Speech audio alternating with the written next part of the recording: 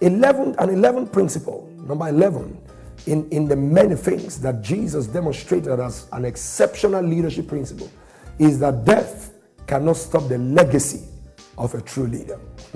Wow, I love that.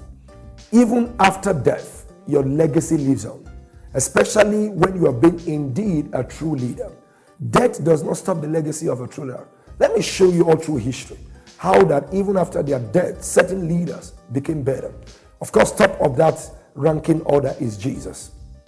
The moment he died, the faith he left, the people he inspired doubled up. They took up his legacy, and the whole world, every corner of the globe you go, is still filled and populated by people who still owe allegiance to that incredible leader by the name of Jesus. Death indeed cannot stop. What about Mahatma Gandhi? What about Martin Luther King, both Junior and the Martin Luther King of the 15th century? What about Mother Teresa? What about all the great people you know all through history? Death don't stop legacies.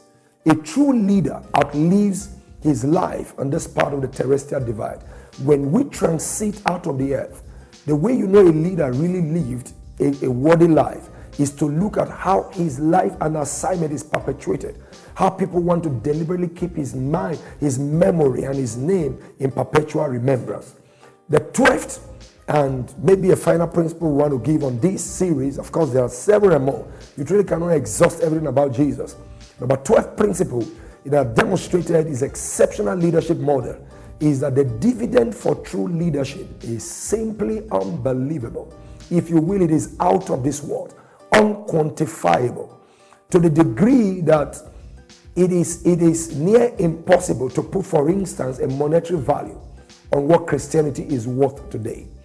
Nothing in the whole of the human race compares to the incredible impact, resources, human material, and otherwise that the followers of Christ have amassed over the generations. Why? It's all speaking to the exceptional leadership. People have given their lives. I mean, I'm a pastor, for instance. I know multiplied hundreds who are willing to do anything and everything for the sake of this same Christ.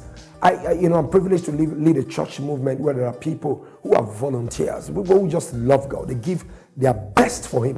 Why do you think people do that? Because we are following a leader who showed to us that when you sacrifice your all for people, even after you are dead, your memory, the outcomes, the impact, the influence of your life keeps multiplying and enlarging, showing that death is not the end of a true leader, and the resultant impact and effect, the resultant outcomes are simply unbelievable. As I wrap up, here's a personal reflection I want you to really think about for everyone who's been listening and have heard any dimension of this leadership model of Jesus. In the book of John chapter 13 and verse number 15, Jesus says, "For I have given you an example that you should do as I have done to you."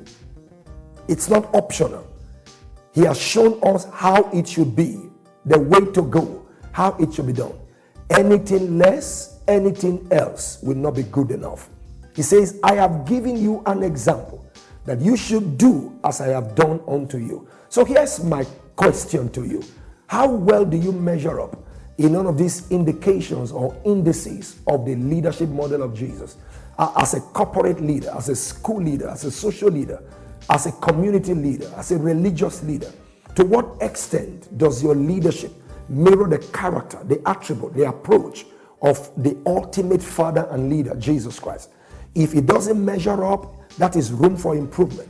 That is a challenge that should instigate or motivate us to do better and become better. The leadership model of Jesus still is the best for our world today. It's our sacred duty to provide it for our world as a Christian.